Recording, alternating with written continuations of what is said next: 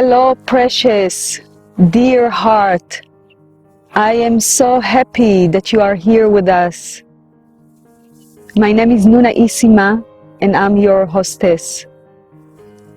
Please find yourself a comfortable space where you're not going to be interrupted for the next hour. And you may burn a candle, or light some incense, or burn some essential oils, and create a nice space for you to just soften and relax. And please take a couple of deep belly breaths, calling all of yourself right back into your sacred body temple, right here in this moment of time. And you may exhale with a sound.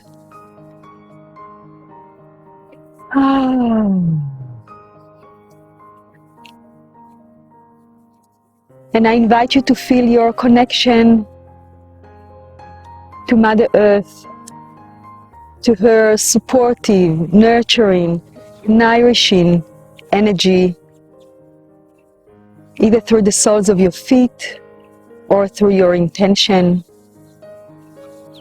And so I welcome you into this coming session. Welcome back to the I Rise Summit.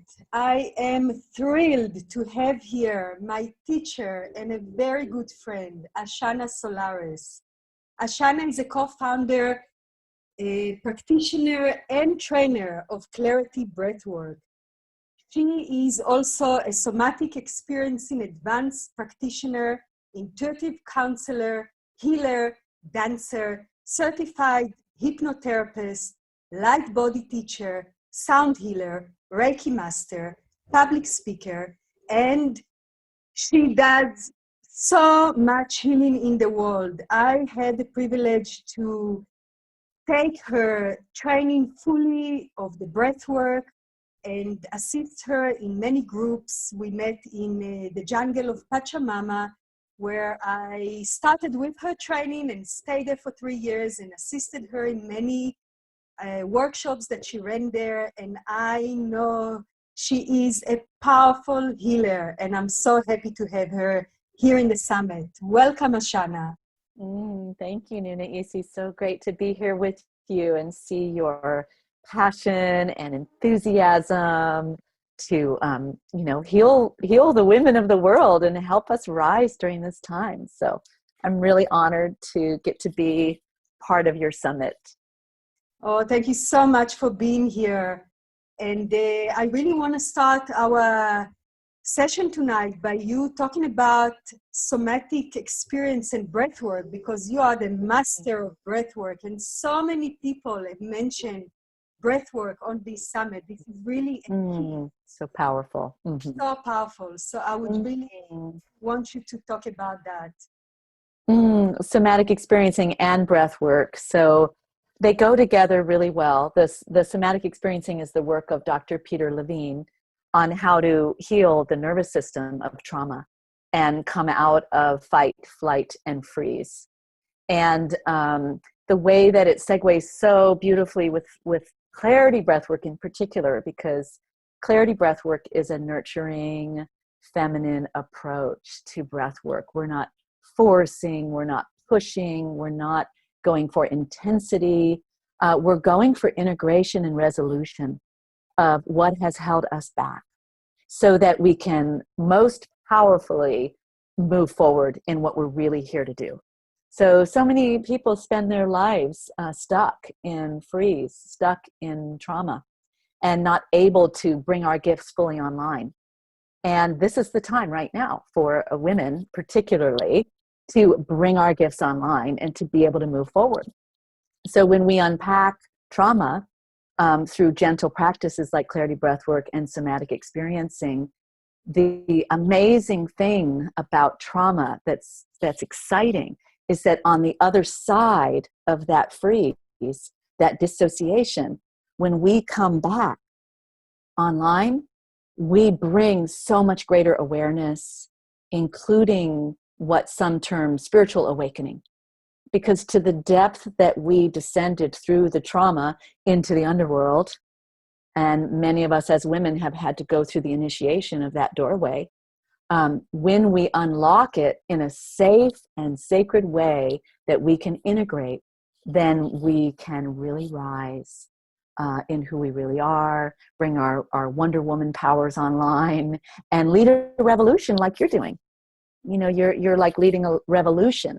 And part of that is going to that point where you were able to meet, you know, what happened to you, and bring the love and the compassion and healing and nurturing to it, and transmute it and alchemize it into the gold of what you're here to do in the world.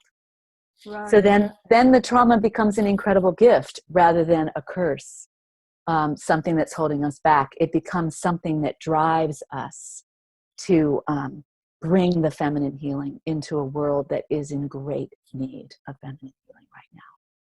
Right. And you are such a master in doing that. I've watched you in action so many times, and people going through miracles, people rebirthing themselves, and really you can see even in the way they talk, in the way they look, they come in a certain way, they come out glowing. Yeah. So yeah, this work is amazing. And I know that you are all over the world doing these workshops constantly. I don't know if there's any one person more dedicated than you to this work. So yeah, you're definitely walking this talk. Oh, thank you for that reflection. Yeah. It is miraculous, because I want to add to that, you know, like, we can talk about our trauma or our experience through traditional forms of therapy, but they're showing in trauma healing now that we don't heal through the mind. We don't heal through telling the story over and over again, which can actually reinforce the whole identification of victim and trauma and keep us in a vibration that is not true to who we really are. So when we have an opportunity to share it and be heard in a space of unconditional love and witnessing, which is, I believe, what's really needed. It's like the system waits until there's someone that can lovingly hold space and witness the pain, whatever the person went through, and then lay down and breathe. And that's the true miracle, is when we go from the mind and we turn it over to the breath, and we turn it over to the greater cosmos, because we're so much greater than this human identity that we cast ourselves in. So the breath is the bridge to our greater spiritual self, our greater nature, where we come from, the stardust of which we are made of, and the ancient lineages that we come from. So the breath starts to bring everything online and light everything up, and it helps us get in touch with our unconscious. And that's really important, because it's in the unconscious that we're holding most of the barriers that are holding us back. And unconscious means it's unconscious. We don't even know it's there. But what the breath does is it shines the light. It's like a searchlight that goes into the unconscious to uncover the places where we're holding on. And many times people are very surprised, because they didn't even know that was what was holding them back, or that was the memory, or they'll have a visitation, you know, from a grandmother or from an ancestral spirit, or they'll remember other lives, other times. The breath is just simply miraculous and mystical. And so it transcends our mental, logical, linear, masculine thinking model, and opens us to the intuitive, feminine vastness. It's amazing, as you know, as you are yourself a living example of the miracle of all the healing that you've done, but particularly the breath work. Exactly. And I have personally done a lot of healing, but the breath was almost like it connected all the dots.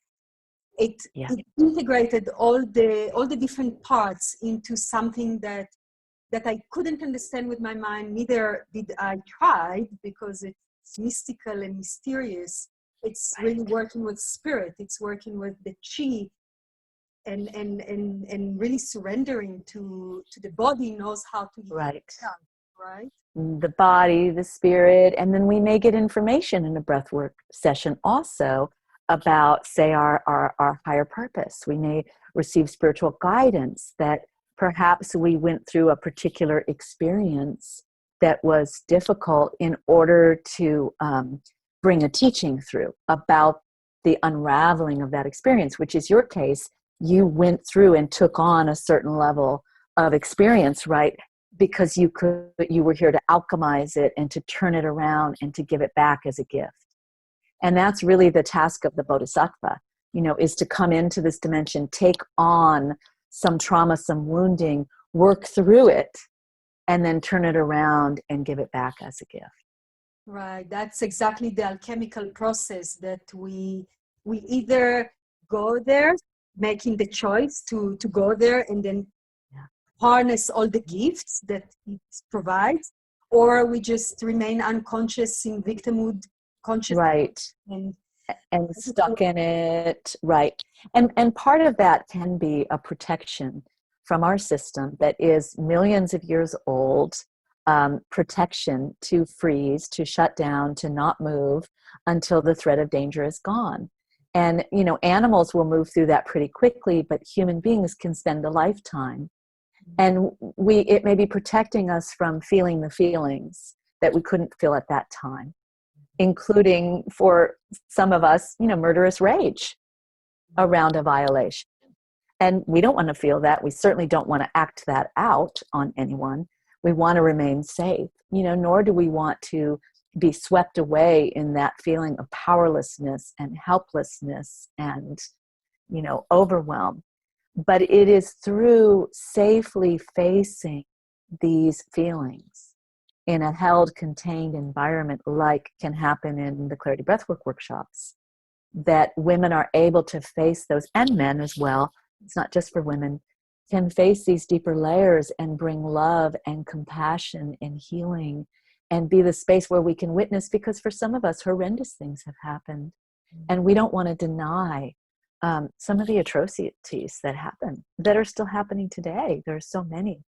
But when we can face them with compassion and bring the light of forgiveness to ourselves and to how far lost we've become in relation to the feminine, then we can start to turn it around. And then we get a lot of power and a lot of energy, like you have right now, to turn it around and to create a movement that can really transform our world right now. Right. And we all have it. We all have been through trauma. We cannot ignore it, no matter where you are from the world. Trauma is being part of your life. But how do you work with it to turn it around, to turn it into right? Right. That's right. And we don't have to stay stuck in it. And I think that's really important, because when you are in the trauma vortex, when you get triggered, and you might have done years of work on it and think, oh, I'm relatively free, and then something happens, and then you get re-triggered into a trauma vortex, and you can tell yourself the story, I'm never going to be able to get beyond this. This is always going to be the way that it is. This is the way the world is. This is the way men are. And we can get pulled back into the Maya of seeing through the lens of that trauma. And that's why we need all these modalities and this summit, to help each other remember that it's just another layer of clearing. It's not a place where we need to stay stuck. We may need to visit, but it's not where we're going to live. It's okay. There's another layer coming up. There's another opportunity to see through it. And then there's all these incredible modalities that are emerging right now, which I'm sure are all over this show, this summit, to help us keep navigating through it. And just right on the other side of that trauma vortex, according to somatic experiencing and my 25 years of experience with healing work, right on the other side of the trauma vortex is the healing vortex, is the miracle zone, is the magic of an ancient grievance becoming a present love, as the Course in Miracles would say, as an opportunity to, I know when I've faced my deepest trauma, the next moment the experience of light, the experience of oneness, was right there for me. So if we can just keep going, and I just want the women on this show to know that we don't have to stay stuck in suffering. If we are committed to doing our work, if we are committed to doing the work that must be done and facing the things that we must face, and stop running away and avoiding and numbing ourselves and blaming the outside. It's another thing that women can get into. And anger is important. It's important to get in touch with our anger and our rage, but not to stay there, to transform it into the fire of the passion to liberate all women and girls. I'm just deeply passionate about the liberation of women and girls, which is, by the way, the liberation of men. Right on. Exactly. Yeah. And they're so intertwined, right? You cannot dive into the depth of joy and pleasure if you haven't visited those places of all the other emotions on the other spectrum, right? They're all part of the wholeness of the human experience. That's right. And I think in a divided culture and in a patriarchal culture, the suppression of difficult emotions and numbing and medicating against difficult emotions, so that if difficult emotions arise, we're so quick to throw a medication at it, to suppress it, to hide it. And if we can allow the sacred mess of it all, and allow ourselves to fall apart, because we have to fall apart, basically. We have to fall apart to allow a deeper rising. And yet we're so conditioned to move away from difficulty or falling apart. What if we could go towards it? Right. What if we could just go towards it and welcome it, and see that we can trust that alchemical process. We can face it. We can breathe into it. Right. There we go, just right there. Yeah, what you've been talking about, it's our cultural, almost a response to pain. We run away from pain, and pain has its own medicine. And when I felt it the most, obviously giving birth, where pain is so overwhelming, but so powerful also. There's so much surrender and openness in it. And also when I've done my tattoo, it took hours of painful, right? I went into a meditation with it, and I really just let myself dive into pain. And it's powerful. It's amazing. We yes. This is also part of our human experience, to have pain. And I'm not saying that you can't take a pill if you've got a headache. I'm not, if pill will. Right, exactly. Right. That's true too. Not to over suffer with pain, but to also allow pain to be our teacher and reveal to us. Many traditions, like the Red Road traditions of the sun dancer or the all-night ceremony, there's a sacrifice, right? There's a sacrifice to deepen us into what they call in the Red Road grandfather, grandmother, great spirit, as if we can use the pain to keep opening rather than, it's really the avoidance of pain that causes us to suffer so much. Right. The avoidance of our difficult emotions that's causing a global suffering right now. Right. And you can't really avoid it, because it will keep knocking on your door. If it hasn't been resolved, it will come out in one way or another. And if you stuff it in, then it takes so much vital energy from you to keep it at bay. So it's really is the best for you to make that choice to feel it in order to heal it. Yes, absolutely. Right. Well said. And I would like you to speak about women in service, because this is part of the discussion topic, and I know that that you're passionate about that part. Yeah. Well, my parents were both feminists, my father and my mother. They were part of the early feminist movement.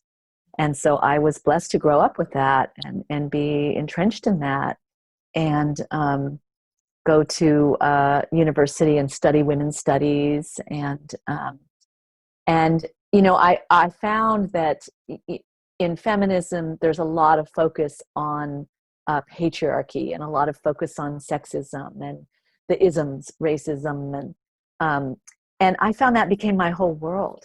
And so there was a point where I thought, I want to focus on the world I want to create.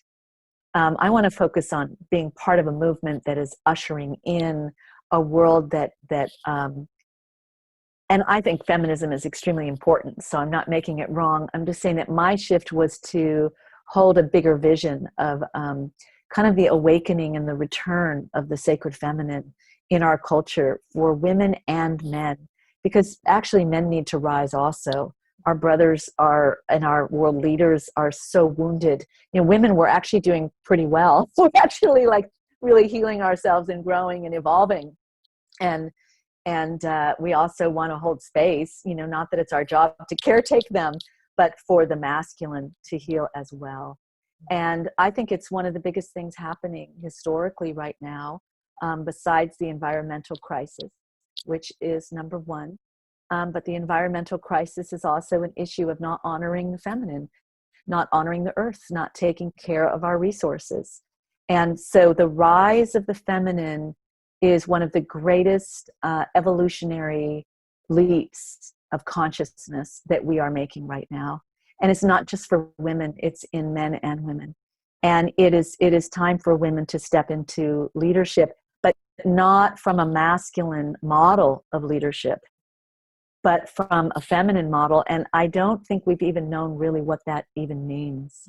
And we're just learning and discovering now what does it mean to be a leader from the feminine, which means not to override, not to burn out, but to serve from that feminine base. And it's what's needed. Everyone's talking about it. We know the Dalai Lama said it, and that it's Western woman because of our privilege and our education. And we've heard in the ancient Vedic scriptures that there will come a time when the minds of men will go insane, and it will look like the end is near.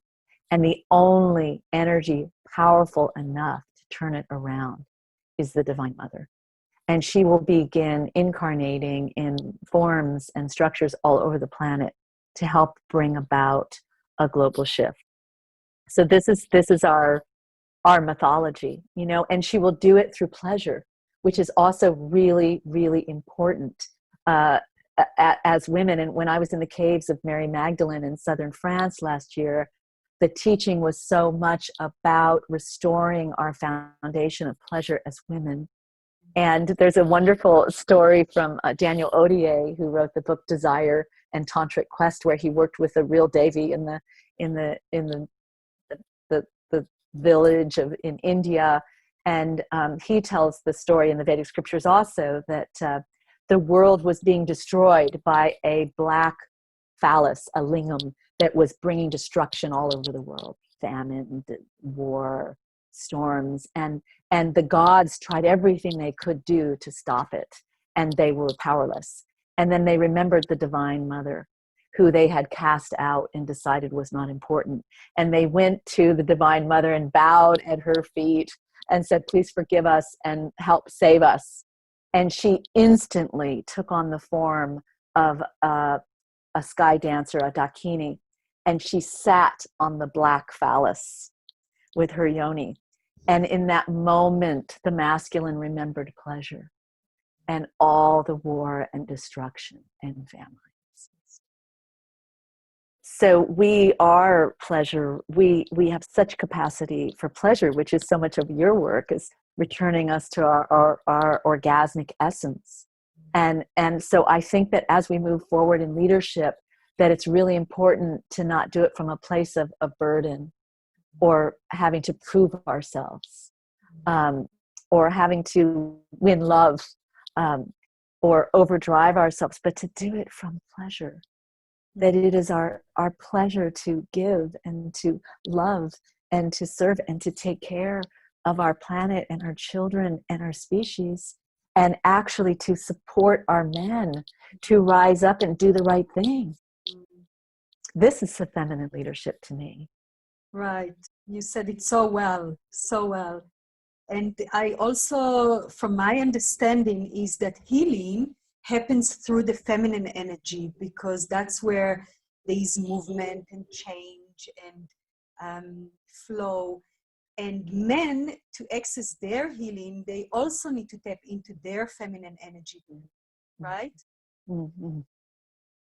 Absolutely. I see so many men. I have a lot of men in my practice even that, come to their 60s, come to time of retiring, and they're, CEOs and high profile, powerful men, and they are lacking this feminine. So it's all they want is this more softer, feminine way of being, and needing to balance that. I think, men need to balance that feminine and masculine just as much as women need to balance our feminine and masculine. And in some cultures, we see that there's been a reversal. Men have become much more feminine, and women have become more masculinely driven, and to allow more of that balancing inside of ourselves of both of those energies is, I think, what allows us to come into our wholeness more. Right, right. And that support that we can give each other is really what will heal this planet, to bring that peace and harmony between the masculine and the feminine. Because, you've mentioned the feminist movement, and I also feel that it was such an important milestone in the evolution of our Yes. they kind of, they had to bulge forward and say, hey, this yes is important for us, and we are not less than you. But it's really not about competition, and it's not about being like men, because we are not. We are very right. fundamentally different, not in essence, not in soul level, but in body function, and in the way our energy moves, and in the way we even physically build. We cannot ignore it. We're different, and it's beautiful, because that's what creates that beautiful chemistry and beautiful completion of those energies. So yeah, I really totally resonate with you wanting to bring it to another place, which is, how can we rise from the feminine without competing with the masculine, without overriding? Right, and without dividing against. Because whenever we are divided against, we're in duality, we're in polarity. And so how can we, see that we're fully interconnected and a part of the same? Because if we really are just having a vision right now of rising up out into space and looking down at the planet, and it is literally one organism, it is one planet. And if we are in division and at war with each other, and we have, the masculine and feminine have, in a way, been at war with each other and divided against each other. And that is a war that it's time to come to an end. And it doesn't mean there's not going to be anger and conflict and challenge as we work out our difficulties and as we rise, because sometimes there is a need for Kali. There is certainly a need for Kali right now. There is a need for an enormous wake-up call. And I think of images that I've seen of Amazonian women coming out of the bush and standing in front of the tractors in just sheer force of no.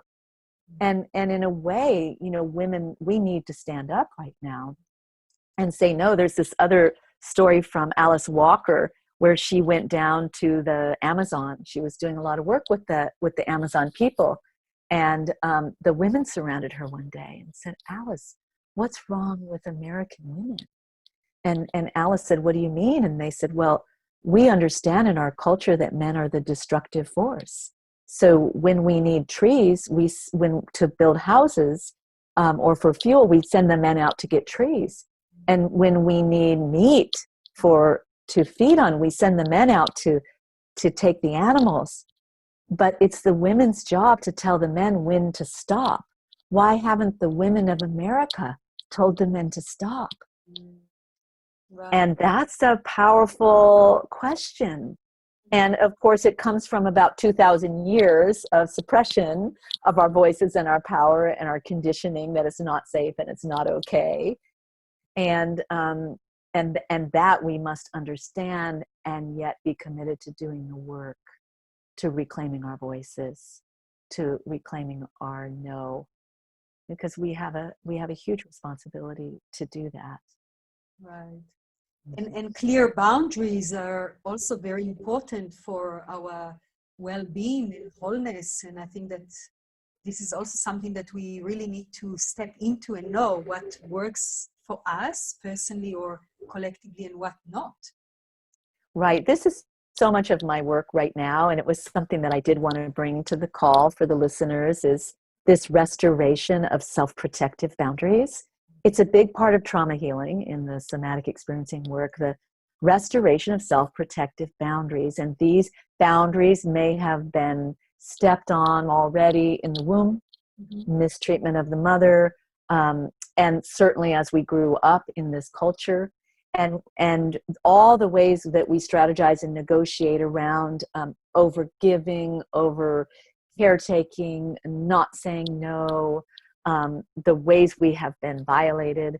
And so my work right now in this latest work that I'm doing on the priestess embodiment, which is starting in Hawaii soon, that I'm so excited about, is reclaiming our energy field. That we don't need to keep a violator in our energy field. There are women in this summit and in this call who have been raped and violated and mistreated, and yet we don't need to let that stay in our energy field. And for many of us, we'll just keep replaying it over and over again, and then use it as a reason to shut down, to pull away, to be angry. But if we do the work that we're talking about, and really to sweep out these energies and to reclaim our purity, our sexual purity. You know, many of the virgins were simply women of purity. And in our essence, we are pure, divine, and whole. Our wombs are pure, divine, and whole. When I was in Magdalene's cave, the first day, she showed me how beautiful is the vagina, how beautiful is our yoni, and that women are here to create pleasure, to tend the hearth, to nurture, to receive pleasure, to be in bliss through our bodies. The second day of my initiation was the cleaning of the yoni all over the world. And it was so intense because there was so much sickness and wounding and sadness and anger and pain and disconnect and violation. And all day it was just, we were cleaning the sexual organs and the womb of woman. And then in the third day, there was like a full initiation into embodying the wholeness of sacred feminine and the purity and the power of who we are.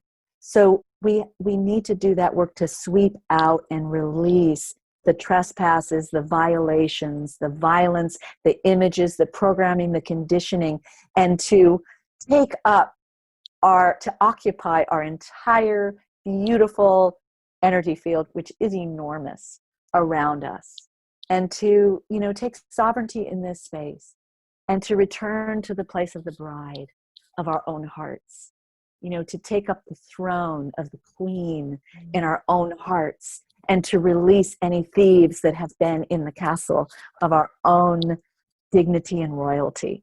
And then if we're in a relationship, let the masculine show up as the king. And if we're not in a relationship, then allow that space for that king to show up, whether it's our own sacred masculine or whether it's out in the world. And only we can do that work. No one can do that work for us. They can help us. They can hold space for us. They can give us tools like Clarity Breathwork, somatic experiencing, your version of breathwork. But no one can do it except ourselves. And just that choosing of that, I am worthy to heal.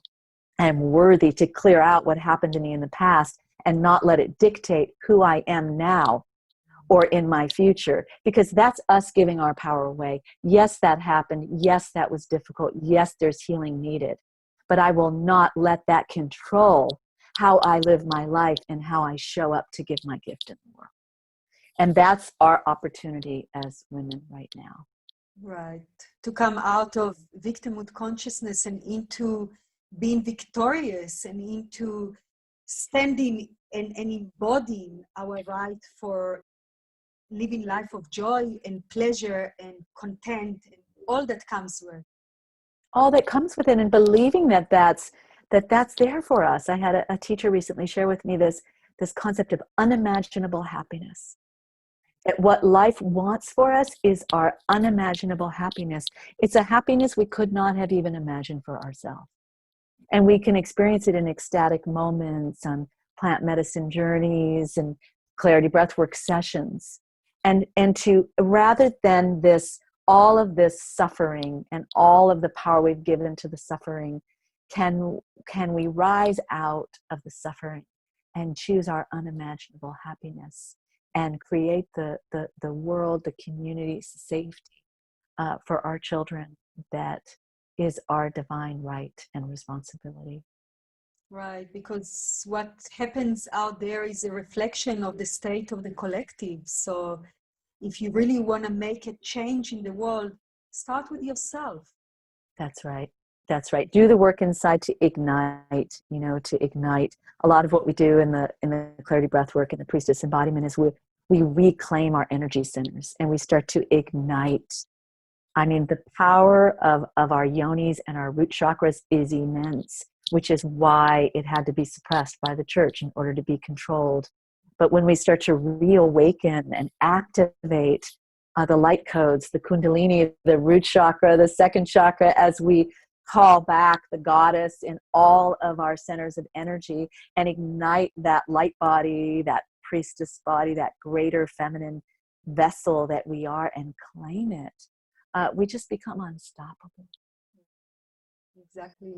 Exactly. Unstoppable. And especially when it's a conscious force that is united through sisterhood. I feel that this is a very important component for the healing of the universe, because it's just, we are Right. all in this together. All our wombs are connected. Right? When we channel this life force energy together, and that's the task is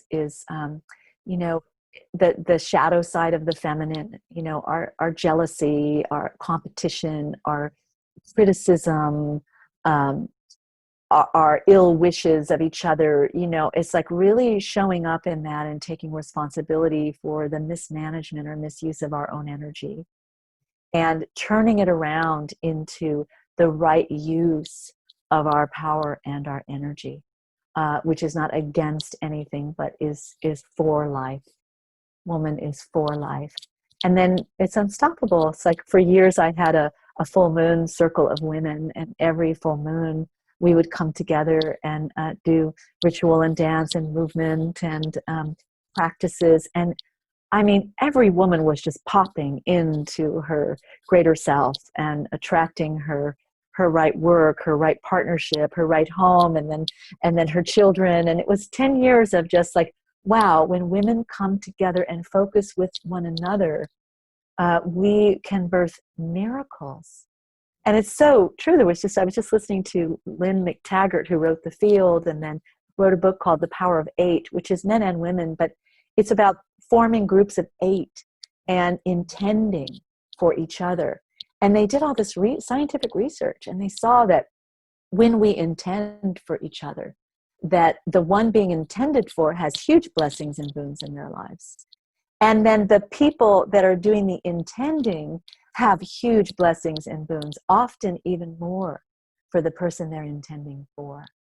And so if we as sisters can gather together in intentionality with the power of the moon and nature and these things that have been pushed out by patriarchal, and call this back in, what kind of transformation could start to take place personally, collectively, and globally?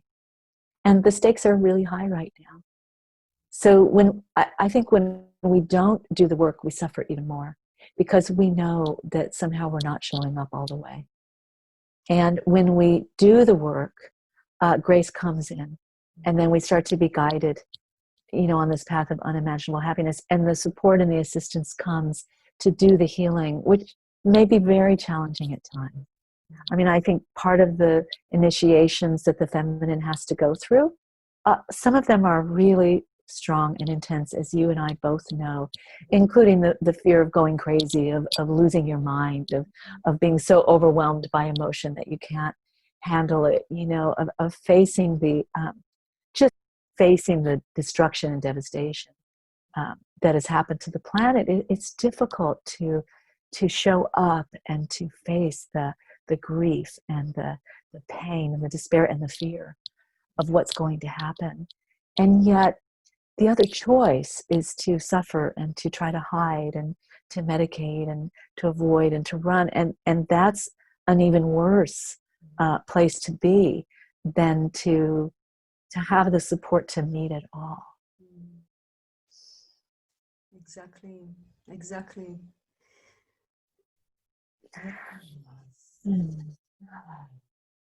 So thank you. I just want to thank you for doing this work and putting so much passion and energy into it, and gathering all these speakers and creating this platform.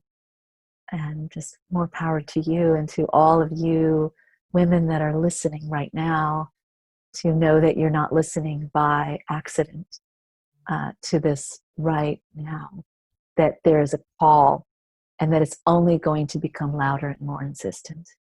And that when we answer the call, that's when the miracles start to happen.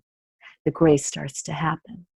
And there are so many incredible healers coming forth right now, modalities, medicines from the jungle and the desert, the medicine of breath to help us birth this new cycle together. Wow, yes. Thank you for being you and doing the sacred work that you do. I know that you dedicated your life to heal so many people and really spreading that work. And I would like you to talk a little bit about what are you going to do in Hawaii, because this sounds very delicious. I do want to add about that service part that you just named again. It's like, I have always felt that I incarnated to serve the Divine Mother, who is the supreme being. And in pretty much a lot of traditions, when we look back far enough before patriarchal writing covered it, the sacred feminine, the Divine Mother, was known as the supreme force in the universe. And I also just want to share that when I was in the cave of Mary Magdalene, it was just such a potent initiation. I would love to take a group of women there. But I just saw a painting in a museum, a famous painting, the Assumption of Mary Magdalene. And it is said that when she left Jesus and went to southern France, that the angels picked her up and brought her to heaven 7 times a day, because otherwise she would not have been able to continue to do her work and bear what had happened. So we can be lifted up 7 times a day, or however many times we need to be lifted up to heaven to remember. And there are lots of ways to be lifted up to heaven. So one of them is definitely Hawaii, because the gateway of Kealakekua Bay is known as Gateway to the Gods. It is a portal to the divine. Its sacred geometry shows that it is one of the 10 top power vortices for interdimensional travel and manifestation.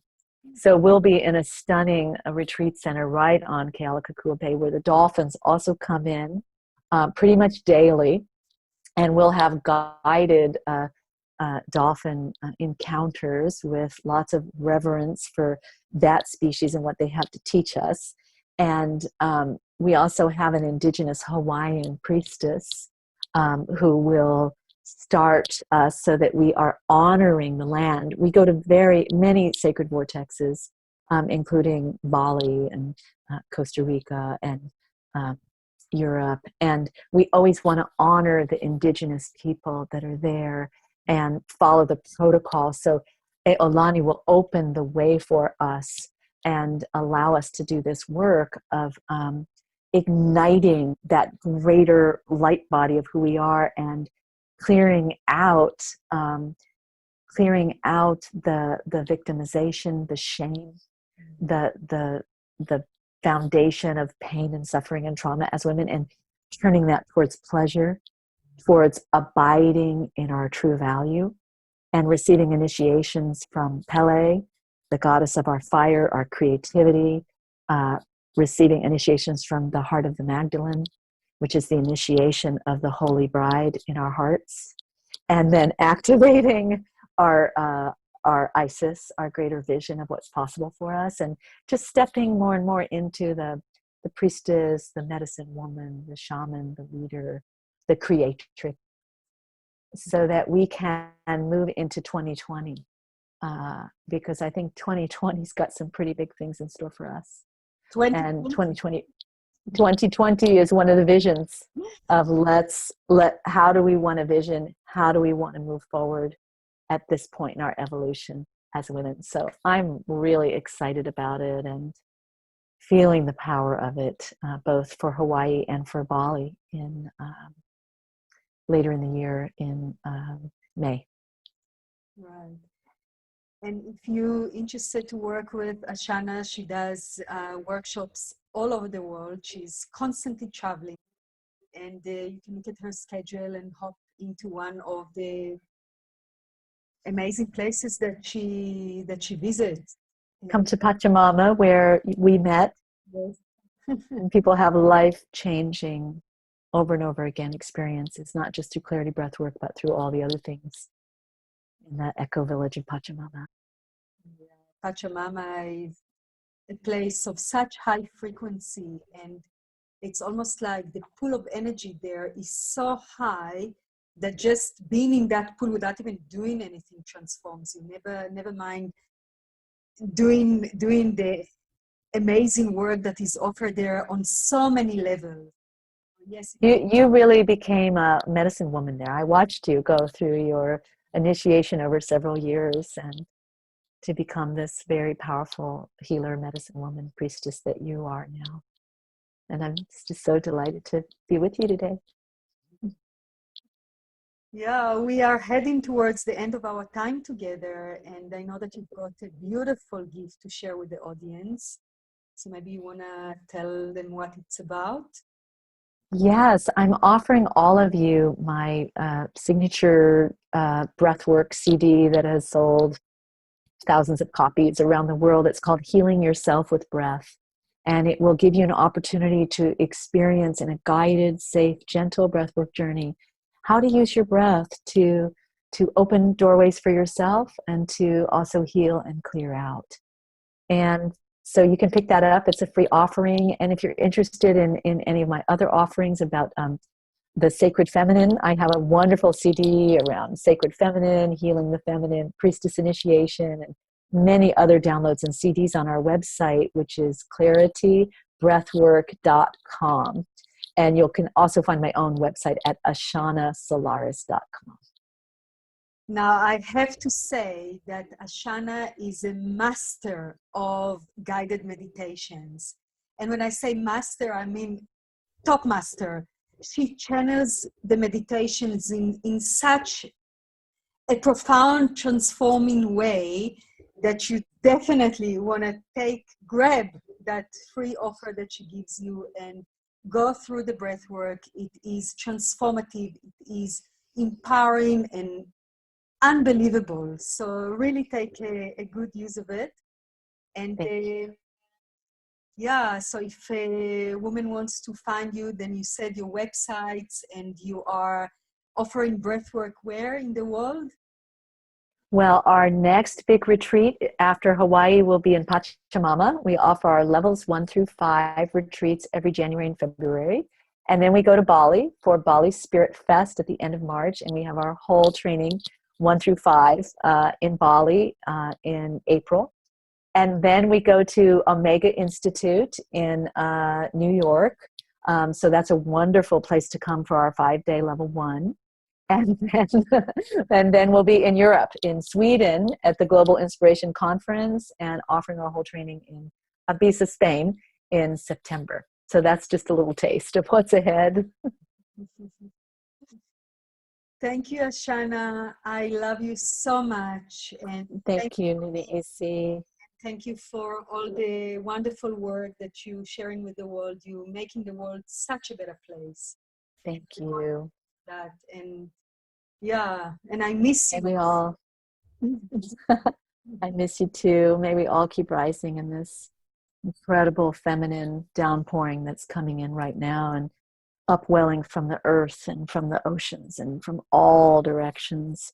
May we receive her empowerment. Aho. Aho. Namaste. Namaste. And thank you everyone for watching. Until the next time, lots of love. Ciao for now. Thank you so much for being with us on this session. I hope you enjoyed it as much as I did enjoy making it.